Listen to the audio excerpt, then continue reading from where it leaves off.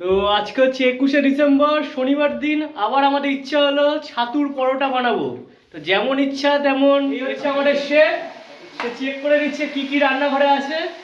তো এখন আমরা দোকানে যাচ্ছি, যা যা দরকার নিয়ে আসি। টাটা। এখানে ছেলেরা রেডি হয়ে গেছে দোকানে যাওয়ার জন্য, গ্রসারি কেনার জন্য এত সাজুগুজু করে যাচ্ছে এরা। পাড়ার দোকান থেকে আটা ময়দা আনবো বলে বেরিয়েছিলাম, সেখান থেকে হাঁটতে হাঁটতে মলে চলে আসলাম। তো এই মল থেকেই মোটামুটি যা যা লাগে মশলাপাতি, তারপরে তেল, সব কিছুই নিয়ে নিলাম। হ্যাঁ, আলু, আরও যা যা লাগবে সেগুলো সব কিছুই নিয়ে নিলাম। বাড়ি এসে কেউই মোটামুটি সময় নষ্ট করিনি। একজন আলু সেদ্ধ করতে বসিয়ে দিয়েছিল, সেই আলু সেদ্ধর জলেই একটুখানি হলুদ, তারপরে নুন এইসব দিয়ে দেওয়া হয়েছিল। আরেকজন আটা মাখছে, আটা আর ময়দা দুখানা মিক্সড করে ভালো করে মাখছে। আর আরেকজন হচ্ছে পেঁয়াজগুলোকে ভালো করে ছুলে ধুয়ে ওগুলোকে কাটা হচ্ছিল। আলুর দমে আবার পেঁয়াজটা বেশি করে দিলে ভাল লাগে, তো এই পেঁয়াজ কাটছিল আর এদিকে আলুটা সেদ্ধ হয়ে গেল। এবার এই সেদ্ধ আলুগুলোকে আলাদাভাবে রেখে আর একটু বেশি করে পেঁয়াজ কাটা হচ্ছিল। রান্নায় যত পেঁয়াজ দেওয়া হবে ততই কিন্তু গ্রেভিটা সুন্দর হবে, তো পেঁয়াজটা একটু বেশি করেই কাটা হচ্ছিল। আর এদিকে পেঁয়াজ কাটার সাথে সাথে আরেকজন আটা মাখছিল, কারণ এরপরে লুচি করতে হবে। আচ্ছা, আরেকটা জিনিস বলে রাখা ভালো, আমরা প্রথমে প্ল্যান করেছিলাম ছাতুর পরোটা করব, কিন্তু ছাতুর পরোটা থেকে সেই আমাদের পুরনো খাবার লুচি আলুর দমে ফিরে এসেছি। তো লুচির জন্য আটার ময়দা মিক্সড করে মাখা হচ্ছিল এদিকে।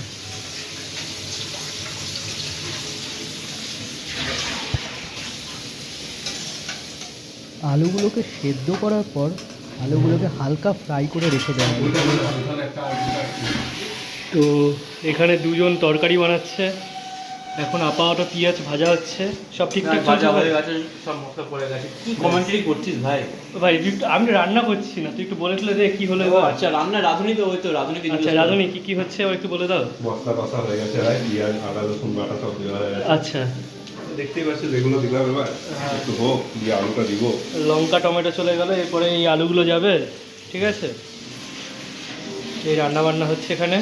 এখানে একটা টিম লুচি বেলছিল, লুচির ডোগুলো বানাচ্ছিল, আর একজন ভাজছিল। এই টিমের মধ্যে আমিও ছিলাম, কিছুক্ষণের জন্য ভিডিও করছিলাম আর কি।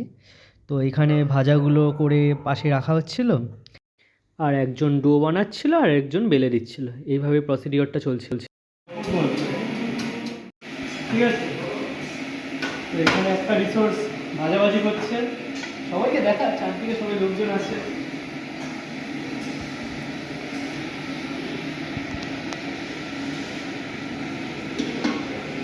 যাক, যেটা ক্যামেরায় এসছে সেটাই বলছে লুচি।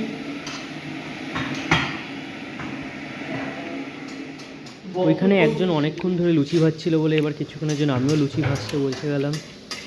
তো আমি যে লুচিগুলো ভাজছিলাম মোটামুটি ফুল ছিল কম বেশি।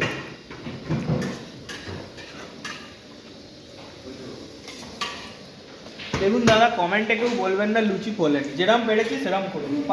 কোথায় ফোলেনি, এই তো ফুলছে। এখানে তরকারি রেডি হয়ে গেছে মোটামুটি, আলুর দম, কষা কষা আলুর দম কমপ্লিট তো হয়। ব্যাস ব্যাস। আর এখানে এখন লুচি ভাজা চলছে, লাস্ট লুচি ভাজা হচ্ছে, যেটা আকৃতিটা এরকম হয়েছে, কাইন্ড অফ ইন্ডিয়া পাকিস্তানের বর্ডারের মতো। আচ্ছা, লাস্ট এটা অপূর্ব ভাই, অপূর্ব লুচি। বন্ধ করে দিচ্ছি, ওটা হবে না। কেন হবে না? তেল তো গরম। তেল গরম। এই লুচিটা খুব সুন্দর হয়েছে, বোঝা যাচ্ছে না কোন দিকে ইন্ডিয়া কোন দিকে পাকিস্তান। তেল কড়াইটা একদমই নেই, লাস্ট লুচি আমাদের কড়াইতে যাচ্ছে, অপূর্ব হবে হবে ভাই। এই লুচিটাই সৌরভ খাবে, একদম পারফেক্ট আছে ওর জন্য। বাহ, এই হচ্ছে লুচি আর আলুর দম। সবার প্লেটে একটা করে পেঁয়াজ চলে গেল, এবার লুচিগুলোকে ডিস্ট্রিবিউট করা হচ্ছে। আর পেঁয়াজটা ভালো করে দেখিয়ে দে। সবার প্লেটে মোটামুটি লুচি ডিস্ট্রিবিউট করা হয়ে গেছে। এখন লুচি নিয়ে চিল্লামিল্লি হচ্ছে, কাঠটায় বেশি গেছে কাঠটায় কম গেছে। সবার প্লেটে মোটামুটি 8টা করে লুচি চলে গেছে, হাঁড়ি এখানে ফাঁকা, হাঁড়িটা দেখিয়ে যাবে, হাঁড়ি ফাঁকা। সবার ভাগে 8টা করে লুচি চলে গেছে, এবার তরকারি যাচ্ছে সবার প্লেটে। এখানে তরকারি ডিস্ট্রিবিউট করা হচ্ছে, মোটামুটি একটা ঝামেলা হালকার উপরে লেগে গেছে, কাকে 4টে আলু কাকে 6টা আলু দিয়েছে।